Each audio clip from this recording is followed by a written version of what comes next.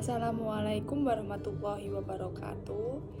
Saya Zazilatun Zaziroh dengan NIM 2123051 ingin menjelaskan tentang konsep dasar psikologi pendidikan. Apa itu psikologi pendidikan? Ya, di sini definisi psikologi pendidikan adalah cabang ilmu psikologi yang mempelajari perilaku dan proses mental individu dalam konteks pendidikan. Menurut John W. Sandrock, psikologi pendidikan fokus pada pemahaman tentang pengajaran dan pembelajaran serta faktor-faktor yang mempengaruhi keduanya. Adapun tujuan psikologi pendidikan, yaitu tujuan utama psikologi pendidikan adalah untuk memahami dan meningkatkan proses belajar mengajar. Hal ini meliputi deskripsi, penjelasan, prediksi, dan pengendalian perilaku dalam lingkungan pendidikan. Dengan memahami cara siswa belajar dan berinteraksi, pendidik dapat merancang strategi pengajaran yang lebih efektif dan disesuaikan dengan kebutuhan masing-masing. Selanjutnya, ada peran psikologi dalam praktik. Peran psikologi pendidikan dalam praktik. Psikologi pendidikan memberikan panduan kepada pendidik dalam merancang kurikulum, metode pengajaran, dan evaluasi. Adapun hakikat psikologi pendidikan sebagai berikut. Yang pertama, A. Scientific, yaitu kumpulan pengetahuan yang dibangun melalui penelitian ilmiah atau metode ilmiah. B. Behavior, yaitu perilaku yang dapat diamati atau tampak seperti tertawa, menangis, berlari, berbicara, dan sebagainya. C. Mental process, yaitu peristiwa internal atau suatu yang berasal dari dalam diri sendiri, ya, seperti kebahagiaan, kesedihan, ketakutan, pikiran, mimpi, dan lain-lain. Yang selanjutnya ada definisi psikologi menurut para ahli.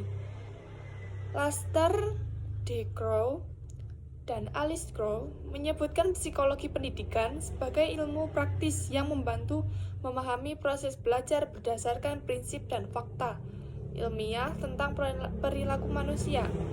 B. Winkel mendefinisikan psikologi pendidikan sebagai ilmu yang mempelajari berbagai faktor yang diperlukan pelajar di sekolah, berbagai bentuk pembelajaran dan tahap-tahapan dalam proses belajar secara keseluruhan. C. Suryabrata menjelaskan psikologi sebagai ilmu yang berupaya memahami sesama manusia untuk memperlakukan mereka dengan lebih tepat.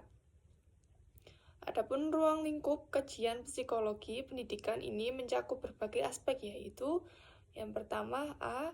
Konteks pengajaran dan pembelajaran, yakni situasi atau lingkungan yang berkaitan dengan proses belajar tersebut. B.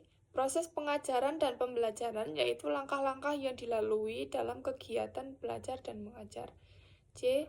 Hasil dari pengajaran dan pembelajaran, yakni pencapaian yang diperoleh dari proses tersebut. Berikut adalah fungsi psikologi pendidikan. Fungsi utama psikologi pendidikan adalah memecahkan problematika yang berkaitan dengan perkembangan peserta didik. Namun paling ditekankan dalam psikologi pendidikan adalah usaha meningkatkan dan memperbaiki metode pengajaran dan pembelajaran. Adapun fungsi-fungsi psikologi pendidikan meliputi 1.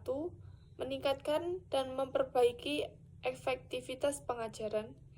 2. Mengupayakan agar proses belajar menjadi lebih terarah, efisien, dan menghasilkan pemahaman yang mendalam. C. Mendorong tercapainya kesehatan fisik, mental, dan emosional bagi guru dan peserta didik. Selanjutnya, prinsip pembelajaran berdasarkan psikologi. Beberapa prinsip pembelajaran yang berlandaskan psikologi pendidikan antara lain. A. Belajar harus memiliki tujuan yang jelas. B. Tujuan tersebut harus berasal dari kebutuhan, bukan paksaan. C. Siswa harus siap menghadapi berbagai tantangan. D. Pembelajaran dapat diukur melalui perubahan perilaku.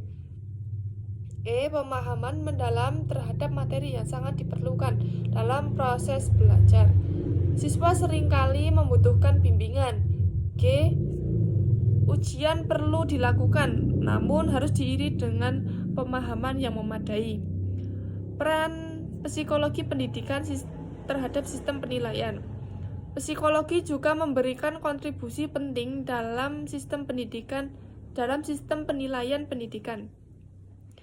Tes psikologi seperti tes kecerdasan dapat digunakan untuk mengukur kemampuan intelektual peserta didik. Sementara tes bakat dapat membantu mengidentifikasi potensi yang dimiliki siswa, sehingga bimbingan yang diberikan dapat lebih tepat sasaran dalam mengembangkan kemampuan tersebut. Terima kasih, sekian dari saya. Apabila ada kesalahan, mohon maaf. Wassalamualaikum.